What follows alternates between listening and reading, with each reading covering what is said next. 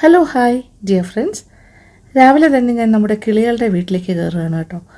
അവർക്കുള്ള വെള്ളവും ഭക്ഷണമൊക്കെ കൊടുക്കണ്ടേ. ഭക്ഷണം എന്ന് പറഞ്ഞാൽ വേറൊന്നുമല്ല, തെനയാണ്. തെന എന്ന് പറയുന്ന ധാന്യമാണ് അവർക്ക് സ്ഥിരമായി കൊടുക്കുന്നത്. സാധാരണ വീട്ടിലുള്ള ദിവസം ഞാൻ ഫ്രീ ഒക്കെ ആണെങ്കിൽ ഇതുപോലെ രാവിലത്തെ എൻ്റെ റൂട്ടീൻ്റെ ഭാഗമാണ് കിളിക്കൂട്ടിൽ വരിക, അവരോടൊപ്പം കുറച്ച് സമയം ചിലവഴിക്കുക, അവർക്കുള്ള ഭക്ഷണം കൊടുക്കുക, അങ്ങനെയുള്ള കാര്യങ്ങൾ. എനിക്ക് വലിയ ഇഷ്ടമാണ് ഈ ഒരു സംഭവം. കാര്യം രാവിലെ തന്നെ എന്തൊരു പോസിറ്റീവ് എനർജിയാണെന്ന് അറിയാമോ. ഇവിടെ വരുമ്പോൾ ഒരു സ്പെഷ്യൽ ഫീലാണ്. ആ ഒരു കിളിക്കൂടെന്ന് പറയാറില്ല, കിളികളുടെ വീട്. അവരോടൊപ്പം കുറച്ച് സമയം ഇരിക്കുമ്പോൾ അവരുടെ ശബ്ദവും പിന്നെ എന്താ പറയുക, അങ്ങോട്ടും ഇങ്ങോട്ടും പറക്കുന്നവരുടെ കളി ആക്ടിവിറ്റീസൊക്കെ കാണാൻ തന്നെ നല്ല രസമാണ്. പിന്നെ ഇതിനകത്ത് കാണുന്ന കുറച്ച് ചെടികളുണ്ട്, ഒരു 4-5 ചെടികളുണ്ട്. അതിനും വെള്ളം ഒഴിക്കണം, അതിനും ഭക്ഷണം വേണമല്ലോ. അതിന് പുറത്തെ ടാപ്പിൽ നിന്നും അകത്തേക്ക് വെള്ളം ഇങ്ങനെ വലിച്ചു കൊണ്ടുവരികയാണ് ഞാൻ. എന്നിട്ട് ചില സമയത്ത് ബക്കറ്റിലും എടുത്തിട്ട് വരും. എന്നിട്ട് നമ്മൾ ഈ ചെടികൾക്കും കൂടി വെള്ളം ഒഴിക്കുന്നു. അത്രേ ഉള്ളൂ. ഇതാണ് രാവിലത്തെ റൂട്ടീൻ. അപ്പോൾ കിളിക്കൂടിൽ നിന്നും നേരെ മോളീസ് ഗാർഡനിലേക്ക്. ഇവിടുത്തെ ചെടികൾക്കും ഭക്ഷണമൊക്കെ വേണ്ടേ, അപ്പോൾ വെള്ളമൊക്കെ ഒഴിച്ച് കൊടുക്കാം. നമ്മുടെ വെജിറ്റബിൾ ഗാർഡനിലും ചില ചെടികളിലൊക്കെ ഇഷ്ടംപോലെ കായ്ച്ച് കിടക്കുന്നുണ്ട്. പ്രത്യേകിച്ച് പറഞ്ഞാൽ പച്ചമുളക് അങ്ങനത്തെ കാര്യങ്ങളൊക്കെ ധാരാളമായിട്ടുണ്ടാകുന്നുണ്ട്. നിറച്ച വെള്ളം, പിന്നെന്താ വളം എന്ന് പറയാനില്ല, അങ്ങനെ കാര്യമായ വളമൊന്നും കൊടുക്കാറില്ല. ചാണകപ്പൊടിയൊക്കെ തന്നെയാണ് വളം. പിന്നെ നല്ല സൂര്യപ്രകാശം കിട്ടേണ്ട സമയത്ത് കിട്ടുന്നുണ്ട്, അങ്ങനെയല്ല. രാവിലത്തെ ഭക്ഷണം, അതായത് നമ്മുടെ ബ്രേക്ക്ഫാസ്റ്റ് അഥവാ പ്രാതലൊക്കെ ഉണ്ടാക്കി കഴിഞ്ഞു. ഏറ്റവും എളുപ്പമുള്ള പരിപാടിയാണ് കേട്ടോ. ഇന്നത്തെ ഭക്ഷണം എന്ന് പറഞ്ഞാൽ പുട്ടും കടലയായിരുന്നു. അതൊന്നും ഞാൻ പ്രത്യേകിച്ച് ഷൂട്ട് ചെയ്തിട്ടില്ല കേട്ടോ. ഞാൻ വിചാരിച്ചു ലഞ്ച് ഉണ്ടാക്കുന്നത് നിങ്ങൾക്ക് കാണിച്ചു തരാം, അത് ഷെയർ ചെയ്യാമെന്ന് വിചാരിച്ചു. അപ്പോൾ ഇന്ന് ലഞ്ചിന് ഞാനൊരു സിമ്പിളായിട്ടുള്ള കാര്യമാണ് ഉണ്ടാക്കാൻ പോകുന്നത്. അപ്പോൾ ഇനി ഇവിടുന്ന് നേരെ ലഞ്ച് ഉണ്ടാക്കാൻ പോകുന്നു. ഇന്ന് ഉച്ച കഴിഞ്ഞ് പുറത്തേക്ക് പോകാനും പ്ലാനുണ്ട്. അപ്പോൾ പുറത്തൊക്കെ പോകുന്ന വിശേഷങ്ങളും പറ്റുന്ന പോലെയൊക്കെ ഞാൻ നിങ്ങളുമായിട്ട് ഷെയർ ചെയ്തിട്ടുണ്ടാവും. ഇന്നത്തെ ഉച്ചഭക്ഷണത്തിന് പ്യുവർ വെജിറ്റേറിയൻ ആയിട്ടുള്ള വിഭവങ്ങളാണ് ഞാൻ തയ്യാറാക്കാൻ പോകുന്നത്. അതേസമയം ഇറച്ചിക്കറിയെ വെല്ലുന്നൊരു കറി ഉണ്ട്. കാരണം സോയാ ചങ്ക്സ് കൊണ്ടുള്ളൊരു മസാല ഉണ്ടാക്കാൻ പോകുന്നു. Soya masala. 50 gram soya chunks ഞാൻ രാവിലെ തന്നെ വെള്ളത്തിലിട്ടിരുന്നു. ഒരു 2 മണിക്കൂർ വെള്ളത്തിലിട്ടാൽ മതിയാകും. ഇത് നല്ലതായിട്ട് കുതിർന്ന് കിട്ടും. പ്രത്യേകിച്ച് ചൂട് വെള്ളത്തിലിടുകയാണെങ്കിൽ ഏറ്റവും നല്ലത്. അപ്പോൾ ചൂടുവെള്ളത്തിൽ ഇട്ട് കഴിഞ്ഞാൽ പെട്ടെന്ന് തന്നെ കുതിർന്ന് കിട്ടും, നല്ല സോഫ്റ്റ് ആകുകയും ചെയ്യും. അപ്പോൾ എന്തായാലും നല്ല കുതിർന്ന് ഡബിൾ സൈസ് ആയിട്ടുണ്ട്. ഈ സോയാ ചങ്ക്സ് എന്ന് പറഞ്ഞാൽ സത്യത്തിൽ ഒരു സ്പോഞ്ചി ആയിട്ടുള്ളൊരു കാര്യമാണ് വെള്ളത്തിൽ കുതിർന്ന് കഴിഞ്ഞാൽ. അപ്പോൾ ഉള്ളിലേക്കൊക്കെ നിറച്ച് വെള്ളം ഉണ്ടാകും. അപ്പോൾ നന്നായിട്ട് പിഴിഞ്ഞെടുത്തിട്ട് ഓരോന്നും സൈസ് അനുസരിച്ചിട്ട് 2ആയിട്ടോ 3ആയിട്ടോ 4ആയിട്ടോ ഒക്കെ മുറിച്ചെടുക്കണം. അപ്പോൾ ഞാനതൊന്ന് റെഡിയാക്കട്ടെ. ഇനി ചട്ടി അടുപ്പത്തേക്ക് വെച്ച് കഴിഞ്ഞു. സോയാ മസാല ഉണ്ടാക്കി തുടങ്ങാം. ഒരു 1.5 ടേബിൾ സ്പൂൺ വെളിച്ചെണ്ണ ചൂടാക്കിയെടുക്കാം. എണ്ണ ചൂടായി തുടങ്ങി. കടുകിട്ട് പൊട്ടിക്കാം. 3 വറ്റൽ മുളക് മുറിച്ചിടാം. പിന്നെ കറിവേപ്പില. ഇനി ഇതിലേക്ക് ഇഞ്ചി വെളുത്തുള്ളിയാണ് ആദ്യം ചേർക്കുന്നത്. ഇഞ്ചി ഒരു ടേബിൾ സ്പൂൺ വരെ ചെറുതായി അരിഞ്ഞതാകാം, അല്ലെങ്കിൽ ചതച്ച് ചേർത്താലും മതി. ഞാനിപ്പോൾ അരിഞ്ഞാണ് ചേർത്തിരിക്കുന്നത്. വെളുത്തുള്ളി അതുപോലെ 1 ടേബിൾ സ്പൂൺ, രണ്ടും ഈക്വൽ ക്വാണ്ടിറ്റി ഒരുപോലെ ചേർത്തിട്ടുണ്ട്. പച്ചമുളക് 2 വലുതായിരുന്നു, മുറിച്ചിട്ടിരിക്കുകയാണ്. ഇപ്പോൾ ചെറുതാണെങ്കിൽ 3ഓ 4ഓ ഒക്കെ ചേർക്കാം. ഇതെല്ലാം കൂടി ഒന്ന് വഴറ്റി കൊടുക്കാം. ഒരു 2-3 മിനിറ്റ് അത്ര മതി. അപ്പോഴത്തേക്കും ഒന്ന് ചെറുതായി ഒന്ന് വാടിത്തുടങ്ങും. ഇനി സവാളയും കൂടി ചേർക്കുന്നു. 2 വലിയ സവാളയായിരുന്നു, ഹാഫ് സ്ലൈസസ് ആയിട്ട് മുറിച്ചത്. അതും കൂടി ചേർത്തിട്ട് നന്നായിട്ടൊന്ന് വഴറ്റി എടുക്കാം. ഏതാണ്ട് ഒരു 5 മിനിറ്റോളം വഴറ്റാം. അതായത് സവാളയുടെ നിറം ഒന്ന് മാറി തുടങ്ങണം, ഒരു എന്താ പറയുക ഗോൾഡൻ കളറാകാൻ തുടങ്ങണം. ഇതേ നോക്കിയേ, ഇപ്പോൾ ലൈറ്റായിട്ടൊരു ഗോൾഡൻ ബ്രൗൺ കളറാകാൻ തുടങ്ങുന്നു. ഇനി പെട്ടെന്ന് തന്നെ ഇത് ബ്രൗണായിട്ട് മൂത്ത് പോകും. അതിന് മുന്നേ തന്നെ പൊടികളെല്ലാം ചേർത്ത് കൊടുക്കാം. ആദ്യം 1/2 ടീസ്പൂൺ മഞ്ഞൾപ്പൊടി ഇട്ട് നന്നായിട്ടൊന്ന് വഴറ്റി മൂപ്പിക്കാം. അടുത്തത് മല്ലിപ്പൊടി കുറച്ച് കൂടുതലാണ് ഇതിൽ ചേർക്കുന്നത്. 1.25 ടേബിൾ സ്പൂൺ ഞാൻ ചേർക്കുന്നു. 2 ടേബിൾ സ്പൂൺ വരെ വേണമെങ്കിലും ആകാം, അല്ലെങ്കിൽ 1.5 ടേബിൾ സ്പൂൺ നല്ല കുമിച്ചെടുക്കണം. ഇതിൽ നമ്മൾ മുളക് പൊടി ചേർക്കുന്നില്ല കേട്ടോ. ഇനി കുരുമുളക് പൊടിയാണ് ചേർക്കുന്നത്. അപ്പോൾ ഒരു 1.5 ടീസ്പൂൺ മുതൽ 2 ടീസ്പൂൺ വരെ ആകാം കുരുമുളക് പൊടി. പിന്നെ ഇച്ചിരി കൂടെ ആയാലും കുഴപ്പമൊന്നുമില്ല, എരിവിനനുസരിച്ചിട്ടാണ്. ഒരു 3 ടീസ്പൂൺ വരെ ചേർക്കാം. ഇവിടെ എരിവ് ഇച്ചിരി കുറവ് മതിയല്ലോ, അതുകൊണ്ട് ഞാൻ ഏകദേശം ഒരു 2 ടീസ്പൂൺ അടുപ്പിച്ച് ചേർത്തു എന്ന് പറയാം. ഇനിയാണ് ടൊമാറ്റോ പീസസ് ഞാൻ ചേർക്കുന്നത്. എല്ലാം സ്ലൈസസ് ആയിട്ടാണ് അരിഞ്ഞിരിക്കുന്നത്, നീളത്തിലുള്ള പീസസ് ആയിട്ട്. 3 ഇടത്തരം ഒരുവിധം സൈസുള്ള ടൊമാറ്റോ ആയിരുന്നു. അപ്പോൾ ചെറിയ സൈസാണെങ്കിൽ 5 എണ്ണം വരെ ആകാം, 5ഓ 6ഓ ആകാം. ഇച്ചിരി കൂടുതൽ വേണം വോളിയം. ടൊമാറ്റോ കൂടുതൽ ചേർക്കുന്നത് നല്ലതായിരിക്കും. ഏകദേശം ഒരു 5 മിനിറ്റ് 6 മിനിറ്റ് ഒക്കെ വഴറ്റി കഴിഞ്ഞാൽ കറക്റ്റായിരിക്കും. ഇച്ചിരി ഉപ്പും കൂടി ചേർക്കുന്നു. ഇത് നോക്കിയ ടൊമാറ്റോയിൽ നിന്നും അതിൻ്റെ ഈർപ്പം ഇറങ്ങി വരുന്നതുണ്ടോ? അപ്പോൾ ആ ഈർപ്പത്തിലാണ് ഈ പൊടികളൊക്കെ ഒന്ന് കുഴഞ്ഞ് വരേണ്ടത്. അല്ലെങ്കിൽ പൊടികൾ പെട്ടെന്ന് കരിഞ്ഞു പോകുമല്ലോ. മൂത്ത് കഴിഞ്ഞാൽ അപ്പോൾ തന്നെ ടൊമാറ്റോ ഇടണം. അതാണ് എൻ്റെ ഒരു പാകം. ടൊമാറ്റോ ഒക്കെ കുഴഞ്ഞ് വന്ന് തുടങ്ങി. അപ്പോൾ വെന്ത് കുഴഞ്ഞ് തുടങ്ങുന്ന ഈ ഒരു സ്റ്റേജിലാണ് ഗരം മസാലപ്പൊടിയും ചേർക്കുന്നത്. ഒരു 1/2 ടീസ്പൂൺ ഗരം മസാലപ്പൊടി ചേർക്കുന്നു. 1 മിനിറ്റ് വഴറ്റാം. ഇനി കഷ്ണങ്ങളാക്കി വെച്ചിരിക്കുന്ന സോയാ ചങ്ക്സും ചേർക്കുന്നു. നന്നായിട്ട് വഴറ്റാം. എല്ലാം കൂടി ഒന്ന് യോജിക്കട്ടെ. 2 മിനിറ്റ് വഴറ്റി കൊടുക്കാം. 1 കപ്പ് തിളച്ച വെള്ളം ഒഴിച്ചു കൊടുക്കാം. നല്ല ചൂട് വെള്ളമായാലും മതി. നന്നായിട്ടൊന്ന് ഇളക്കി യോജിപ്പിക്കാം. അപ്പോൾ വെള്ളം ഒഴിച്ച് കഴിഞ്ഞു. ഇനി നന്നായിട്ടൊന്ന് യോജിച്ച് കിട്ടി. കഷ്ണങ്ങളൊക്കെ വെന്ത് ചാറൊക്കെ കുറുകി ഈ കഷ്ണങ്ങളിൽ പൊതിഞ്ഞിരിക്കുന്നൊരു പാകം, അതാണ് നമുക്ക് വേണ്ടത്. അപ്പോൾ ആ ഒരു സ്റ്റേജ് കിട്ടുന്നതിനായിട്ട് പാത്രം ഒന്ന് അടച്ചിടുന്നു. ഇനി തീ അല്പം ഒന്ന് കുറയ്ക്കുന്നു. അതായത് മീഡിയം ലോ ഫ്ലെയിമിലിടാം. ഒരു 15-20 മിനിറ്റ് കഴിയുമ്പോൾ കറക്റ്റായിട്ട് എല്ലാം വെന്ത് കിട്ടും. അപ്പോൾ കഷ്ണങ്ങളൊക്കെ പാകത്തിന് വെന്ത് വരണം. അതാണ് എൻ്റെ ഒരു പാകം. ഇപ്പോൾ ഏകദേശം ഒരു 15 മിനിറ്റ് സമയം കഴിഞ്ഞു. എല്ലാം പാകത്തിന് വെന്തിട്ടുണ്ട്. അതിൻ്റെ അരപ്പെല്ലാം കുഴഞ്ഞ് ഇതിലിങ്ങനെ പിടിച്ചിരിക്കുന്ന ഇച്ചിരി ഇങ്ങനെ ലൂസായിട്ട്, ഒരുപാടല്ല, കുഴഞ്ഞ് പിടിച്ചിരിക്കുന്നൊരു പാകം. ഏതാണ്ടായി കഴിഞ്ഞു. എല്ലാം പാകത്തിന് വെന്തിട്ടുണ്ട്. സോയാ ചങ്ക്സൊക്കെ വെന്ത് കഴിഞ്ഞു. ഇനി ഒരല്പം മല്ലിയില അരിഞ്ഞതും കൂടി ഇടാം. ഒരുപാടില്ലായിരുന്നു, എൻ്റെ കയ്യിൽ ഇത്രേ ഉണ്ടായിരുന്നുള്ളൂ. ഇച്ചിരി കൂടുതലിട്ടാലും നല്ലതാണ്. ഒരു 5 മിനിറ്റ് കൂടി ഒന്ന് വഴറ്റി കൊടുക്കാം. ഇതിൻ്റെ കൺസിസ്റ്റൻസി നോക്കിയേ, ഗ്രേവിയുടെയും ആ സോയയുടെയൊക്കെ. സോയയിൽ ഇങ്ങനെ പൊതിഞ്ഞിരിക്കുന്ന പോലെ അല്ല, ആവശ്യത്തിന് ഗ്രേവി ഉണ്ടാവും. ഒരു ഇറച്ചിക്കറി പോലെ തോന്നില്ലേ കണ്ടിട്ട്?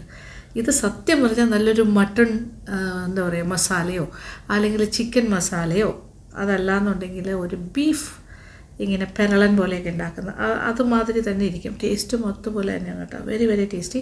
അപ്പോൾ നോൺ വെജ് കഴിക്കണമെന്ന് ആഗ്രഹമുള്ള ആൾക്കാരാണെങ്കിൽ ഇത് ഭയങ്കര ഇഷ്ടമായിരിക്കും. വെജിറ്റേറിയൻസിനും ഇത് സൂപ്പറായിരിക്കും ഇങ്ങനത്തെ ഒരു ഐറ്റം ഉണ്ടെങ്കിൽ. അപ്പോൾ നമ്മുടെ ഏതായാലും ഇന്നത്തെ പ്രധാന കറി ഇതാണ്. ഇനി അടുത്ത ഒരു സിമ്പിൾ കിച്ചടിയും കൂടി ഉണ്ടാക്കാൻ പോകുന്നത് ഒരു എളുപ്പക്കറിയാണ് കേട്ടോ. ക്യാരറ്റ് വെച്ചിട്ട് ചട്ടിയിലേക്ക് ഒരു 1.5 ടേബിൾ സ്പൂൺ വെളിച്ചെണ്ണ ഒഴിക്കാം. എണ്ണ ചൂടായി തുടങ്ങി. ഒരു 1/2 ടീസ്പൂൺ ജീരകം, നല്ല ജീരകമാണ്. ജീരകം പൊട്ടി തുടങ്ങുന്നു. 2 വറ്റൽ മുളക് മുറിച്ചിടാം. ആവശ്യത്തിന് കറിവേപ്പില കൂടുതലിട്ടാൽ കൂടുതൽ നല്ലത്. 2 പച്ചമുളകും കൂടി മുറിച്ചിടാം. 2 ചെറിയ പച്ചമുളകാണെങ്കിൽ 2, അല്ലെങ്കിൽ വലുതാണെങ്കിൽ 1 ആയാലും മതി. നന്നായിട്ടൊന്ന് വാട്ടിയെടുക്കാം. 2 മീഡിയം ക്യാരറ്റ്, ഒരു ഇടത്തരം സൈസിലെ ക്യാരറ്റായിരുന്നു, അത് ഗ്രേറ്റ് ചെയ്തത് ചേർക്കുന്നു. നന്നായിട്ടൊന്ന് വഴറ്റി യോജിപ്പിക്കാം. ഇച്ചിരി ഉപ്പും കൂടി ചേർക്കുന്നു. വീണ്ടും വഴറ്റി കൊടുക്കുന്നു. ക്യാരറ്റെല്ലാം വാടി തുടങ്ങി. ഇനി അല്പനേരം കൂടി വഴറ്റിക്കൊണ്ടേയിരിക്കാം. ഏകദേശം ഒരു 10 മിനിറ്റ് എന്ന് പറയാം. അപ്പോഴേക്കും ക്യാരറ്റ് പാകത്തിന് വെന്തിട്ടുണ്ടാവും. നോക്കിയേ, ക്യാരറ്റ് നന്നായിട്ട് വെന്ത് വാടി കുഴഞ്ഞ ഒരു പാകമായി കഴിഞ്ഞു.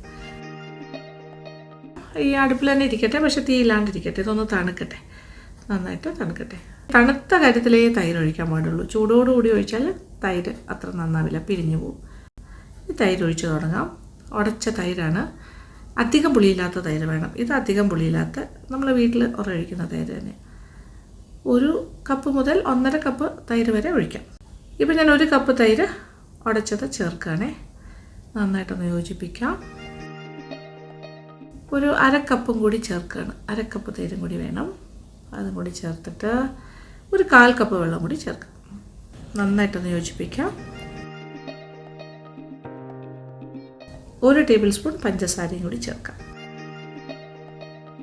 ഇച്ചിരി ടേസ്റ്റ് ചെയ്ത് നോക്കട്ടെ, ഉപ്പും മധുരമൊക്കെ കറക്റ്റാണോ എന്ന്. ഒരല്പം ഉപ്പും കൂടി ചേർക്കാം. ഇച്ചിരി ഉപ്പിൻ്റെ കുറവുണ്ടായിരുന്നു. ഇനി കുറച്ച് വെള്ളം കൂടി വേണം, എന്നാലേ ആ ഒരു കൺസിസ്റ്റൻസി ശരിയാവുള്ളൂ. ഒരല്പം വെള്ളം കൂടി ചേർക്കുന്നു. ഓക്കെ, ഒരു പെർഫെക്റ്റ് കൺസിസ്റ്റൻസി ആയില്ലേ? നമ്മളിങ്ങനെ നന്നായിട്ട് യോജിപ്പിക്കുമ്പോൾ തന്നെ അറിയാൻ സാധിക്കും. കാണുമ്പോൾ തന്നെ അറിയാമല്ലോ അല്ലേ, ഭയങ്കര ടേസ്റ്റി ആയിട്ടിരിക്കണമെന്ന്.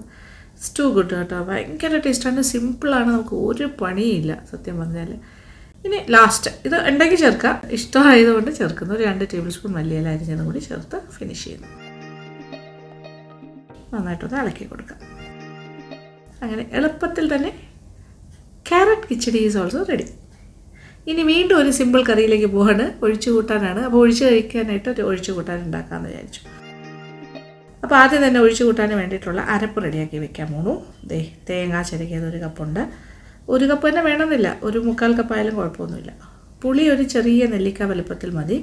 പുളി കുറച്ചുകൂടി കയറി നിൽക്കണം എന്നുണ്ടെങ്കിൽ ഇച്ചിരി കൂടെ വലിയ നെല്ലിക്ക വലുപ്പത്തിൽ എടുക്കുക, അത്രേ ഉള്ളൂ. ഇതിപ്പോൾ ചെറിയൊരു കഷ്ണം പുളി എടുക്കുന്നു. പിന്നെ 4 ചെറിയ ഉള്ളി എടുത്ത് വെച്ചിട്ടുണ്ട്. കൊച്ചുള്ളി ഒരു 4 എണ്ണം എടുത്ത് വെച്ചിട്ടുണ്ട്.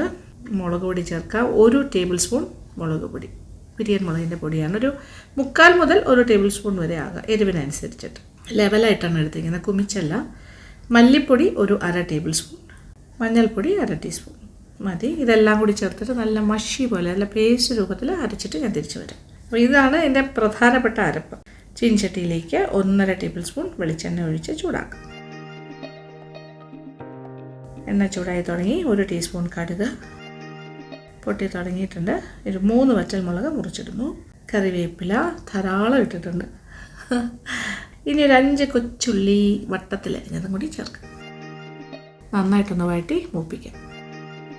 ഇത് നോക്കിയേ, ഉള്ളിയുടെ കളറൊക്കെ ഗോൾഡൻ ബ്രൗൺ ആയി തുടങ്ങി. ഇനി തേങ്ങ അരച്ച കൂട്ടും കൂടി ചേർക്കുന്നു. അപ്പം പേസ്റ്റ് രൂപത്തിലാണല്ലോ അരച്ചെടുത്തത്. അതിൻ്റെ കൂടെ കുറച്ച് വെള്ളവും കൂടിയുണ്ട്. ആ ജാറ് കഴുകിയ വെള്ളവും പിന്നെ ഇത് അരയ്ക്കാനായിട്ട് ഉപയോഗിച്ച വെള്ളം, ഏകദേശം 1 കപ്പ് വെള്ളം ഉപയോഗിച്ചിട്ടുണ്ട്. ഇച്ചിരി ഉപ്പും കൂടി ചേർക്കാം. കുറച്ച് വെള്ളം കൂടി വേണം, 1 കപ്പോളം വെള്ളം കൂടി ചേർക്കുന്നു. കാര്യം ഇത് ഒഴിച്ച് കറിയല്ലേ, അപ്പം ഇച്ചിരി ചാറ് വേണമല്ലോ, അതുകൊണ്ടാണ്. അപ്പം നിങ്ങളുടെ ചാറിന് എത്ര ആവശ്യം അതനുസരിച്ച് ചേർത്താൽ മതി. ഇതൊരിക്കലും നമ്മളിനി തിളപ്പിക്കേണ്ട ആവശ്യമില്ല. അപ്പോൾ ചെറിയ ഒരു തീ മതി. പച്ചച്ചുവ മാറി കിട്ടുകയും വേണം അരപ്പിൻ്റെ. അപ്പോൾ ഇളക്കി ആണ് ഇത് ചൂടാക്കി എടുക്കേണ്ടത്. ആ പച്ചച്ചുവയെല്ലാം മാറും. ഏകദേശം ഒരു 5 മിനിറ്റ് ഞാനിങ്ങനെ ഇതുപോലെ ഇങ്ങനെ ഇളക്കി ചെറിയ തീയിൽ ചൂടാക്കിക്കൊണ്ടേയിരുന്നു. ഇപ്പോൾ ഇത് പച്ചച്ചുവയൊക്കെ മാറിയല്ലോ, എല്ലാം ഓക്കെയാണ് കേട്ടോ. ഒഴിച്ച് കൂട്ടാൻ ഈസ് ഓൾസോ റെഡി. ചെറിയ പുളിയോട് കൂടിയുള്ള ഒഴിച്ച് കൂട്ടാനായിരിക്കും ഈസി ആയിട്ട് ഉണ്ടാക്കാൻ പറ്റുന്നതാണ്. അങ്ങനെ 2 എളുപ്പക്കറിയും 3ാമത്തെ കറി എളുപ്പക്കറിയായിട്ടാണ്. അങ്ങനെ 3 കറികളും റെഡിയായി കഴിഞ്ഞു.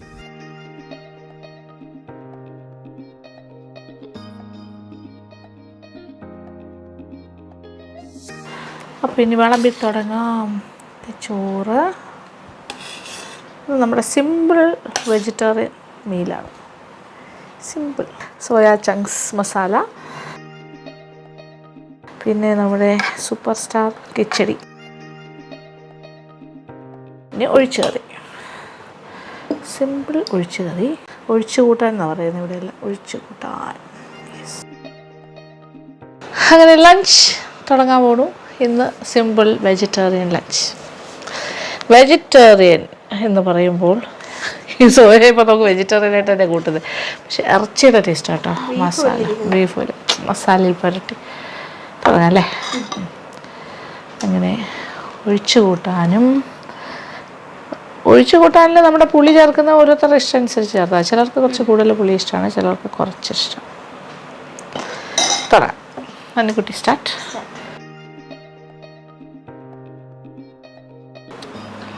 ഇറച്ചി വല്ലിരിക്കുന്നോ?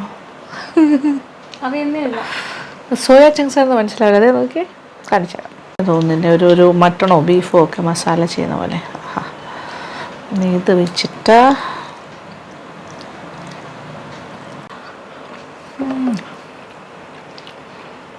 സ്വന്തമായിട്ടുണ്ടാക്കുന്നത് സ്വന്തമായിട്ട് നല്ലതാണല്ലോ കഴിക്കുന്നത്. ഒരുപാട് എനിക്ക് ഞാനല്ലാതെ ഒരാൾ പറയണം വിചാരിച്ചപ്പോൾ ഞാൻ അനു പറഞ്ഞ കറക്റ്റ്. അത് ഗ്യാരണ്ടി. അതെ, അനു സർട്ടിഫൈ ചെയ്തു. അനു അടുത്താള് എല്ലാം നമ്മളങ്ങനെ പരസ്പരം സഹായിച്ചാണ് പോണ കാര്യങ്ങൾ. അനു പറയും അമ്മ അടിപൊളി, ഇത് നിങ്ങൾ ഉണ്ടാക്കി നോക്കിയാൽ മതി, നിങ്ങൾക്ക് ഇഷ്ടമാവും. ഓക്കെ, കിച്ചടി വെരി നൈസ്. അധികം പുളിയില്ലാത്ത തൈര് മസ്റ്റായിട്ട് ഉപയോഗിക്കണം. അത് അരപ്പൊന്നും വേണ്ട, തേങ്ങയോ തേങ്ങാപ്പാലോ ഒന്നും ഞാൻ ചേർത്തിട്ടില്ല. ജസ്റ്റ് ചുരുക്കി പറഞ്ഞാൽ അതിൽ 1 കറി തന്നെ മതി ചോറുണ്ണാൻ. കിച്ചടി കൊണ്ട് മാത്രം നമുക്ക് ചോറുണ്ണാം. സോയ മസാല കൊണ്ട് വേണമെങ്കിലും ചോറുണ്ണാം. നമ്മുടെ ഒഴിച്ചു കൂട്ടാനാണെങ്കിലും അത് മാത്രം മതി. അതിൻ്റെ കൂടെ ഒരു പിക്കിളോ പപ്പടമോ ഒക്കെ ഉണ്ടെങ്കിലും ഓക്കെയാണ്. വേറെ ഒരുപാട് കറിയൊന്നും വേണ്ട. പിന്നെ ഞാനിപ്പോൾ എന്തായാലും നമുക്ക് കുറച്ച് കറി ഉണ്ടാക്കണം എന്ന് വിചാരിച്ച് 3 കറി ഉണ്ടാക്കി, അത്രേ ഉള്ളൂ. നമ്മൾ തല പൊക്കാതെ ഇത് കഴിക്കുവാണ്. അത്ര സ്വാദ്. ആഹാ, ടേസ്റ്റി, യമ്മി. അപ്പോൾ ഇതേ യമ്മി ഫുഡ് നിങ്ങൾക്ക് കഴിക്കാം. സെയിം റെസിപ്പി ഫോളോ ചെയ്തിട്ട് ഇതുപോലെ ഉണ്ടാക്കി നോക്കുക. ഏതെങ്കിലും ഒരു ദിവസം ഈ ഒരു മെനു ട്രൈ ഔട്ട് ചെയ്യാം. അപ്പോൾ ഇഷ്ടമാവും. ഓക്കെ.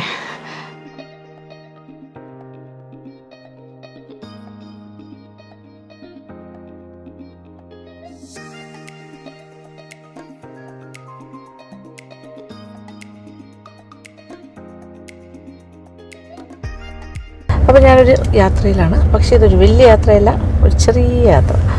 തുടങ്ങിയിട്ടേ ഉള്ളൂ, വീട്ടിൽ നിന്ന് ഇറങ്ങിയിട്ടേ ഉള്ളൂ. വളരെ അടുത്ത് തന്നെയാണ്. അതായത് കോളം സൈഡിലേക്കാണ് പോകുന്നത്. പക്ഷേ ഒരു ക്ഷേത്രത്തിലേക്കുള്ള യാത്രയാണ് ഇത്. ഇവിടുത്തെ വളരെ ഫേമസ്, ഇവിടുത്തെ മാത്രമല്ല, ഇപ്പോൾ എല്ലായിടത്തും ഫേമസ് ആയി കഴിഞ്ഞ ഒരു വലിയൊരു ശിവ ടെമ്പിളിലേക്കാണ് പോകുന്നത്. ഏറ്റവും വലിയൊരു ശിവ സ്റ്റാച്യു ഒക്കെ ഉള്ളൊരു ക്ഷേത്രം. ഇതൊരു കടൽ തീരത്താണ്. ആഴിമല ശിവക്ഷേത്രം. ഈ ആഴിമല ശിവക്ഷേത്രം നേരത്തെ തന്നെ ഉണ്ടായിരുന്നു. പക്ഷേ ഇപ്പോൾ അത് കുറച്ചുകൂടി പ്രാധാന്യം കിട്ടി വരുന്നത് എന്താ വെച്ചാൽ ഈ ഒരു സ്റ്റാച്യു അല്ലെങ്കിൽ ഭഗവാന്റെ ആ ഒരു പൂർണ്ണകായ വലിയൊരു പ്രതിമയുടെ പേരിലാണ്. അതിങ്ങനെ അത് തലയെടുപ്പോടുകൂടി ഇങ്ങനെ കടലിൻ്റെ ആ ഭാഗത്ത് നിൽക്കുമ്പോൾ അത് കാണേണ്ട ഒരു കാഴ്ചയാണ്. ശരിക്കും പറഞ്ഞാൽ ഡ്രോൺ ഷോട്ടിലൊക്കെയാണ് അത് കറക്റ്റ് ആ ഒരു ഡെപ്ത് നമുക്കറിയാൻ സാധിക്കുക, മേളിൽ നിന്നുള്ള വ്യൂ. എന്തായാലും നമുക്ക് അവിടെ പോകാം, ക്ഷേത്രത്തിലൊന്ന് പ്രാർത്ഥിക്കണം.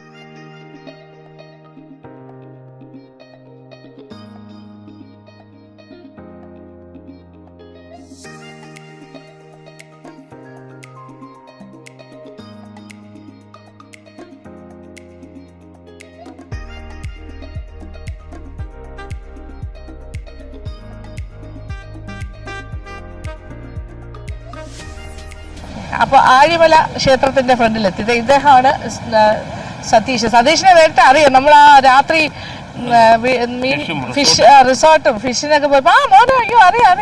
ഇതേ കടൽ എന്നെ കാണിച്ചത് സതീഷിൻ്റെ മോനാണ്. ഇത് സൂര്യൻ. രണ്ടുപേരുണ്ട്. ഇത് ട്വിൻസിലൊരാളാണ്. സൂര്യ മാത്രമേ ഇപ്പോൾ വന്നിട്ടുള്ളൂ, ഇവിടെ ദൈവം വന്നിട്ടില്ല. അപ്പോൾ നമ്മളുടെ ഈ ശിവക്ഷേത്രത്തിൻ്റെ ഫ്രണ്ടിൽ ഇത്രയും ബ്യൂട്ടിഫുൾ ആയിട്ടൊരു സ്റ്റാച്യു ഉണ്ടെന്ന് പറഞ്ഞില്ലേ, ശിവഭഗവാന്റെ, അതിൻ്റെ ശില്പിയും ഇവിടെ എത്തിയിട്ടുണ്ട്. നമുക്ക് അദ്ദേഹത്തിനെ കാണാം. അത് കാണേണ്ടത് തന്നെയാണ്. അതൊരു വലിയ സംഭവമാണ്. ഇതിൻ്റെ ഒരു ബാക്ക്ഗ്രൗണ്ട് നോക്കിയേ, അതിമനോഹരം. ഇങ്ങനെ കടലിനെ ഫേസ് ചെയ്തിട്ടാണ് ഇങ്ങനെ ക്ഷേത്രം ഇരിക്കുന്നത്. ഇത് ഭംഗി നോക്കിയേ, നല്ല ഭംഗിയല്ലേ, രക്ഷയില്ലാത്ത ഒരു ആംബിയൻസ് ആണ്. So nice. മോനെ ഇഷ്ടമാണോ കടല്? ഭയങ്കര ഇഷ്ടമാണ് അല്ലേ വെള്ളം? അടിപൊളി. ഇത് വിഴിഞ്ഞ കഴിഞ്ഞിട്ടാണല്ലേ? ഓക്കെ, നമ്മൾ വന്ന്. അപ്പോൾ ഇനി ഇതിൻ്റെ തൊട്ട് മേലിലാണ് ക്ഷേത്രവും ശിവഭഗവാനും ഒക്കെ ഇരിക്കുന്നത്. അങ്ങോട്ട് പോകണ്ട.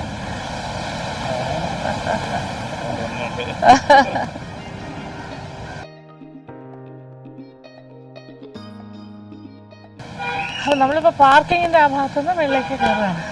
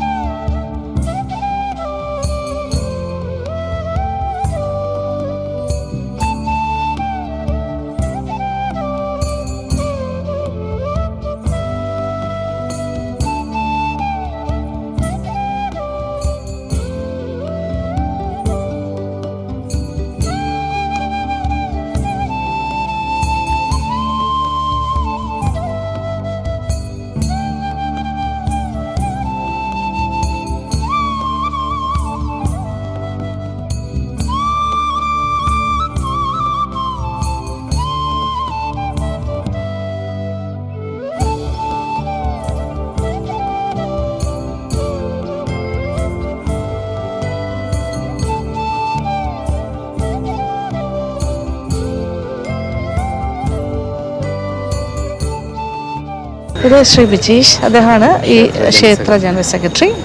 പിന്നെ കേരള ക്ഷേത്ര, ശരി, ഓക്കെ.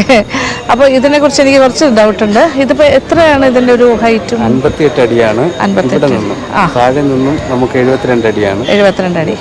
ഭയങ്കര സംഭവമാണ് കേട്ടോ. എത്ര നാളെടുത്തിട്ടുണ്ടാവും ഇത്? 6 വർഷം, 6 years. അതുകൊണ്ടാണ് പൂർത്തിയാക്കിയത്. മുകളിലത്തെ പണി പൂർത്തിയായി. ഇനി താഴെ ഒരു 3500 സ്ക്വയർ ഫീറ്റ് ധ്യാന മണ്ഡപം, മെഡിറ്റേഷൻ ഹാള് നടന്നുകൊണ്ടിരിക്കുകയാണ്. അതിന്റെ പണി നടന്നുകൊണ്ടിരിക്കുകയാണ്. ഏറ്റവും വലിയ ശിവഭഗവാന്റെ ശയനരൂപം, അങ്ങനെയുള്ള അതെല്ലാം അവിടെ ഉണ്ടാവോ? അതെല്ലാം പണി നടന്നുകൊണ്ടിരിക്കുകയാണ്. ക്ഷേത്രത്തിന്റെ ചരിത്രം എല്ലാം വരുന്ന രീതിയിൽ 2 നിലകളിലായിട്ടാണ് പണി നടന്നത്. എത്ര സ്ഥലമുണ്ട് അപ്പൊ ഇതിന്റെ താഴെ? അല്ലേ, ഇതിന്റെ സ്ഥലം 3500 സ്ക്വയർ ഫീറ്റിലാണ് പണി നടന്നുകൊണ്ടിരിക്കുന്നത്. 3500 സ്ക്വയർ ഫീറ്റിന്റെ പണിയാണ്. 7 പടി ഇറങ്ങി ചെല്ലുമ്പോൾ അവിടെ എത്തും. അപ്പൊ ഇത് ശരിക്കും ഇവിടെ നിന്ന് നോക്കുമ്പോ എത്ര ഫീറ്റാന്ന് പറഞ്ഞ? ഇവിടെ നിന്ന് 58 അടി. 58 അടിയാണ്. താഴെ ഏറ്റവും വലിയ പ്രതിമയും ലോകത്തിലെ ഏറ്റവും വലിയ ഗംഗാധരേശ്വര രൂപമാണ്. അതായത് ഗംഗ ചൂടിയ ഇത്രയും വലുത് വേറെ ഒരിടത്തും ഇല്ല. ഈ ഒരു ഗംഗാധരേശ്വര രൂപം എന്നാണ് അതിന് പറയുന്നത്. ഈ രീതിയിൽ തലയിൽ ഗംഗാ നദിയെ ചൂടി, ഗംഗാദേവിയെ ചൂടിയിരിക്കുന്ന ഈ ഒരു രൂപം ഏറ്റവും വലുത്, ലോകത്തിൽ തന്നെ ഏറ്റവും വലുത്. ഈ ക്ഷേത്രം ഇപ്പൊ ഭയങ്കര ഫേമസ് ആണ്. കാരണം എവിടെ നിന്നൊക്കെയല്ലേ ആൾക്കാർ വരുന്നത്? ഇന്ത്യക്കകത്തു നിന്നും പുറത്തു നിന്നും ഒരുപാട് ആൾക്കാർ. നേരത്തെ ഇത് ഓപ്പൺ ചെയ്ത സമയത്ത് കോവിഡുമായിട്ട് ബന്ധപ്പെട്ട വിഷയമുള്ളതുകൊണ്ട് ധാരാളം വിദേശീയർ ഇവിടെ വരാൻ പറ്റാത്തൊരു സാഹചര്യമായി. അവർക്ക് വിഷമമായി. ഇപ്പോൾ അവര് വീണ്ടും വീണ്ടും അവര് ഇങ്ങോട്ടത്തേക്ക് വന്നു തുടങ്ങിയിട്ടുണ്ട്. ഞാൻ വർഷങ്ങൾക്ക് മുമ്പ് ഈ ആഴിമല ക്ഷേത്രത്തിലൊക്കെ വന്നിട്ടുണ്ട്, പക്ഷെ അന്നതില്ലായിരുന്നല്ലോ. ഇത് ഇതിന്റെ ധ്യാന മണ്ഡപത്തിന്റെ പണി കൂടെ പൂർത്തിയായി കഴിഞ്ഞാൽ നമ്മുടെ ടൂറിസത്തിന് തന്നെ വലിയൊരു മുത്താണ്, വലിയൊരു മുതൽക്കൂട്ടാണ്. ഇതിന്റെ താഴത്തെ ആ ഒരു ധ്യാന മണ്ഡപം കൂടി ഒരുപാട് വിദേശികൾ തന്നെ അവരുടെ സോഷ്യൽ മീഡിയയിലൂടെ പ്രൊമോഷൻസ് വരുന്നുണ്ട്. അതായത് ഇവിടെ വരുന്ന എല്ലാവരും തന്നെ അത് ഇങ്ങനെ ഒരു പടം എടുക്കാണ്ട് പോവില്ല. അത് തന്നെ ഒരു ഏറ്റവും വലിയൊരു പബ്ലിസിറ്റിയാണ്. അങ്ങനെ ആൾക്കാർ അറിഞ്ഞാണ് വരുന്നത്.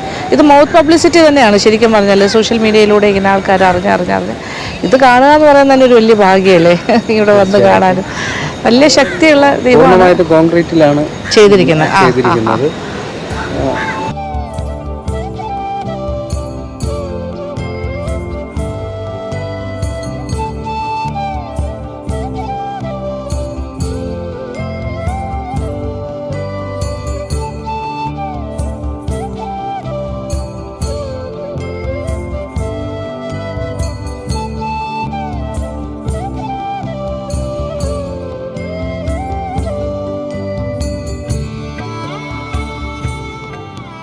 അതിമനോഹരമായ ഒരു സെറ്റിങ്ങിലാണ് ഞാനിപ്പോൾ നിൽക്കുന്നത്. ഭഗവാന്റെ ഒരു എന്താ പറയുക, ചൈതന്യം വിളയാടുന്ന ഒരു സ്ഥലം.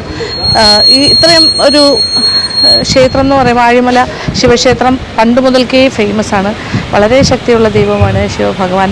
അതായത് ഈശ്വര വിശ്വാസികൾക്ക് ഇവിടെ വന്ന് പ്രാർത്ഥിച്ചു പോകാം എന്ന് വെച്ചാൽ ഇതിൻ്റെ ഒരു പശ്ചാത്തലം തന്നെ നോക്കൂ. കടലിനെ ഫേസ് ചെയ്ത് നിൽക്കുന്ന അങ്ങനെ ഒരു സ്ഥലം. എന്നിട്ട് ഇത് ഇവിടുത്തെ ഒരു ആഡഡ് ഹൈലൈറ്റ് ആയിട്ടാണ് ശിവഭഗവാന്റെ ഈ ഒരു പൂർണ്ണകായ വലിയ പ്രതിമ. എൻ്റെ ദൈവമേ, വേറെ ഒരിടത്തും ഇല്ല. ലോകത്തിൽ തന്നെ ഏറ്റവും വലിയ പ്രതിമ എന്ന് പറയുമ്പോൾ അതെ ഇതൊരാൾ വന്നിരിക്കുന്നു നോക്കുക എന്നോട്. ഹായ് സൂര്യൻ, വലിയ ഭക്തനാണ്. അച്ഛനും അമ്മയും എല്ലാ ക്ഷേത്രത്തിലും കൊണ്ടുപോകും അല്ലേ മുന്നോ? ഇത് മോൻ്റെ ആണെന്നാണ് പറയുന്നത് ഈ പ്രതിമ ശിവഭഗവാന്റെ.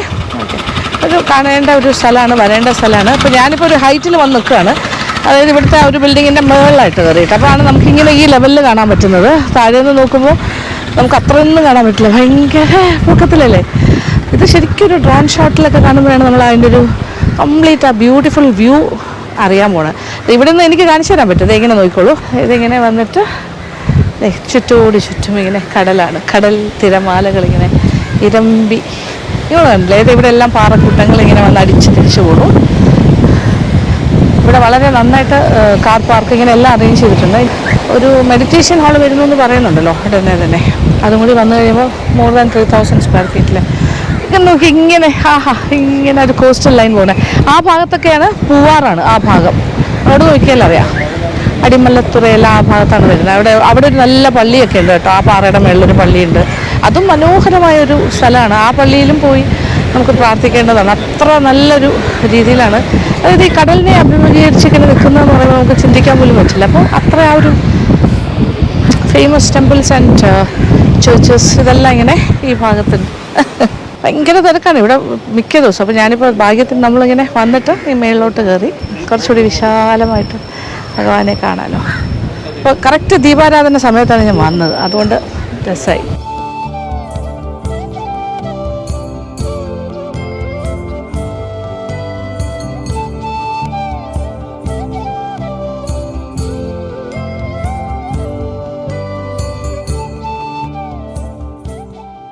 അങ്ങനെ കാണാൻ ആഗ്രഹിച്ച ആളിനെ കണ്ടു കഴിഞ്ഞു. ഇദ്ദേഹമാണ് ഈ ഒരു ഇത്രയും വലിയൊരു ശില്പത്തിൻ്റെ ശില്പി, ശ്രീ ദേവദത്ത്. ഇതിൻ്റെ വർക്കിൻ്റെ ഒരു എങ്ങനെയാണ് എനിക്ക് അത് എക്സ്പ്ലെയിൻ ചെയ്യണമെന്നറിയില്ല, എനിക്ക് പറയാൻ വാക്കുകളില്ല സത്യം പറഞ്ഞാൽ. ഭയങ്കര സംഭവം തന്നെയാണ് കേട്ടോ. അത് അത്രയും ദൈവത്തിൻ്റെ ഒരു അനുഗ്രഹമുള്ള ഒരു കലാകാരനാണ്, അല്ലെങ്കിൽ ഇത് ചെയ്യാൻ പറ്റില്ല. He's A blessed person. അപ്പോൾ നമുക്ക് കാണാൻ പറ്റുകയും സംസാരിക്കാൻ പറ്റുന്ന ഒരു വലിയ അനുഗ്രഹമാണ്, നമുക്ക് കിട്ടുന്നൊരു ഭാഗ്യമാണ്. ഇത് എത്ര നാളുകൊണ്ടാണ് ഇത് ചെയ്തത്? 6 years ആണോ? ഓൾമോസ്റ്റ് 6 years അല്ലേ? അപ്പോൾ ഇതിങ്ങനെ വെച്ചിട്ട് ഇവിടെ കയറി നിന്ന് ചെയ്തല്ലേ? ആ, താഴേന്നാണോ പോകുന്നത്? Concrete structure. ആ, ടോട്ടൽ ഒരു കോൺക്രീറ്റ് സ്ട്രക്ചറാണ് അത് ബിൽഡ് ചെയ്തത്. ഇത്ര ഇൻട്രിക്കേറ്റ് ആയിട്ട് ഓരോ ഫീച്ചേഴ്സും ഓരോ ഭാഗങ്ങളും അല്ലേ? കൈ ആണെങ്കിൽ മാലയൊക്കെ കണ്ടോ, മറ്റേ ഈ സ്കൽ മാലയൊക്കെ കണ്ട് പറയുന്നത് രുദ്രാക്ഷവും തലയോട്ടി കൊണ്ടുള്ള സ്പെൻഡ് ചെയ്യണം. ആ, അയ്യോ ഭയങ്കര ഓരോ മുടിയിഴകളും അല്ലേ? ഈ ഗംഗാദേവിയുടെ ആ ഒരു തലമുടിയിലിരിക്കുന്ന ആ സംഭവം വളരെ വളരെ ഇൻട്രിക്കേറ്റ് ഡീറ്റെയിലിംഗ് ആണ് അല്ലേ? ഭയങ്കര അത്രയും കോൺസെൻട്രേറ്റ് ചെയ്ത്. ആ ധ്യാന മണ്ഡപവും ഇപ്പം ചെയ്തുകൊണ്ടിരിക്കുകയാണോ? അടിയിലാണ്. അതിപ്പോൾ അതിൻ്റെ വർക്ക് നടക്കല്ലേ? അതിലും ഈ ശിവഭഗവാൻ ഇങ്ങനെ കിടക്കുന്ന രൂപമാണോ? എന്താണ് അവിടെ ഉണ്ടാക്കുന്നുണ്ട്? അത് ശിവന്റെ പ്രണയമാണ്. ഓക്കെ, ആ പ്രണയത്തിന്റെ കഥയാണ് അവിടെ സ്കൾപ്ചർ ചെയ്യുന്നത് ടോട്ടലായിട്ട്. ഓക്കെ, അപ്പോൾ താഴത്തെ ധ്യാന മണ്ഡപത്തിൽ ആ വർക്ക് ചെയ്തുകൊണ്ടിരിക്കുകയാണ്. ഇപ്പോൾ ഇതൊരു 6 വർഷത്തെ കഠിനമായ പ്രയത്നവും ഡെഡിക്കേഷനും എന്താ പറയുക കമ്മിറ്റ്മെൻറ്റും എല്ലാം ആണ്. ഇപ്പോൾ ഫൈൻ ആർട്സ് പഠിച്ചു വന്ന ആളാണോ? ട്രെയിൻഡ് ആണോ? കോളേജ് ഓഫ് ഫൈൻ ആർട്സിലെ പഴയ വിദ്യാർത്ഥിയാണ് അല്ലേ? 4 വർഷമായിട്ടുള്ളൂ ഇറങ്ങിയിട്ട്. അപ്പോൾ അതിന് മുന്നേ ഇതിൻ്റെ വർക്കിൽ വന്നു ഓൾറെഡി അവിടെ ജോയിൻ ചെയ്ത സമയത്തെ വർക്ക് ചെയ്തുകൊണ്ടാണ് ഇരുന്നത്. അപ്പോൾ ഒരു ഇൻബോൺ ടാലൻ്റ് ആണ്. അപ്പോൾ ഒരു ട്രെയിനിങ് ഒന്നും വേണ്ട അങ്ങനെയുള്ള ആൾക്കാർക്ക്. പക്ഷേ ഇതൊരു മഹാഭാഗ്യമാണ്. ഭഗവാനെ ശിവഭഗവാനെ തന്നെ ഇങ്ങനെ സ്കൾപ്ചർ ചെയ്യാൻ പറ്റുകയും പിന്നെ അത് ലോകമെമ്പാടും ആൾക്കാർ അത് അക്സെപ്റ്റ് ചെയ്ത് കാണാൻ പറ്റും. അപ്പോൾ എല്ലാവരും അന്വേഷിക്കില്ലേ ശില്പി ആരാണ് അല്ലേ? ദേവാദിദേവൻ. അതെ, ദൈവത്തിനെ സൃഷ്ടിക്കുന്നവരാണല്ലോ ഇപ്പോൾ ഈ ഒരു ശില്പരൂപത്തിൽ ദൈവദത്തൻ. അപ്പോൾ ഭയങ്കര സന്തോഷം. Thank you so much. Okay, കാണാൻ പറ്റിയതിൽ വലിയ സന്തോഷം.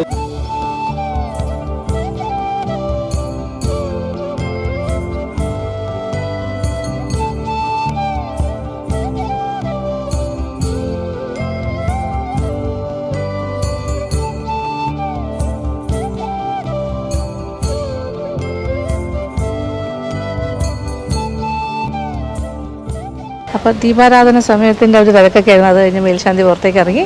അദ്ദേഹമാണ് നല്ല മന്ത്രങ്ങളും ഒക്കെ ആയിട്ട് ഭഗവാന് എല്ലാ ദിവസവും ഇവിടെ പൂജയൊക്കെ ചെയ്തിട്ട് ഒത്തിരി എന്താ പറയുക ഒരുപാട് ഭക്തജനങ്ങൾ വന്നു പോകുന്നു അല്ലേ?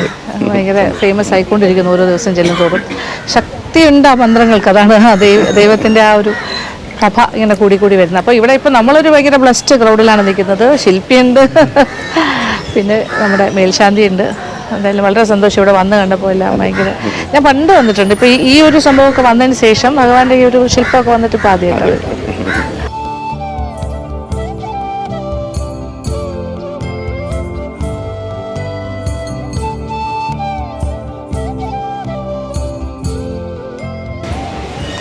അതിന് നമ്മൾ മേൽശാന്തിയെ കണ്ടു, ശില്പിയെ കണ്ടു. ഇതൊക്കെ ഒരു ഭാഗ്യമല്ലേ അല്ലേ? ഇങ്ങനെ വരാൻ പറ്റുന്നു, കാണാൻ പറ്റുന്നു. നല്ല പവർഫുൾ ഗോഡ്, പവർഫുൾ ടെമ്പിൾ. അങ്ങനെ ഇതൊരു മനോഹരമായ ഒരു വേൾഡ് റെക്കോർഡ്സിലുള്ള ശില്പം ഭഗവാന്റെ. അങ്ങനെ ദീപാരാധന 2, അതാ ഇവിടെ ശിവഭഗവാൻ, അപ്പുറത്ത് പാർവതി ദേവി. അങ്ങനെയാണ് രണ്ടും കണ്ടു. ഇനി വേണമെങ്കിൽ കടലിൻ്റെ ആ ഭാഗത്തേക്ക് പോകാം. പിന്നെന്താ എടുക്കാം.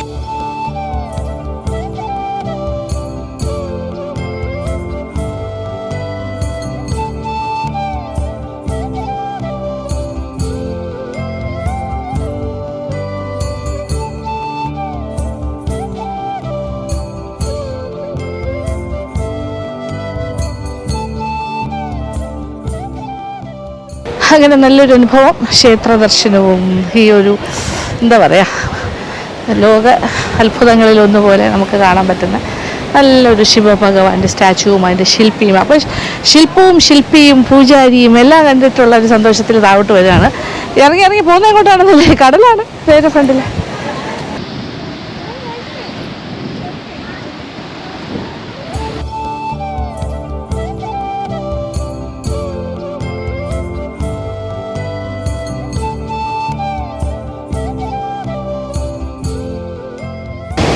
അപ്പോൾ ഇത് ഇവിടെ നിന്ന് കാണാനേ പറ്റുള്ളൂ. അതായത് ഈ ഒരു ബ്യൂട്ടിഫുൾ കടൽ. പക്ഷേ ഇവിടെ ഡേഞ്ചർ സോണാണ്, കാര്യം പാറക്കൂട്ടങ്ങളൊക്കെ. അപ്പോൾ ഇവിടെ എഴുതി വെച്ചിട്ടുണ്ട്. അപ്പോൾ നമ്മളങ്ങനെ റൂൾസ് ഒന്നും വയലേറ്റ് ചെയ്യാൻ പാടില്ലല്ലോ.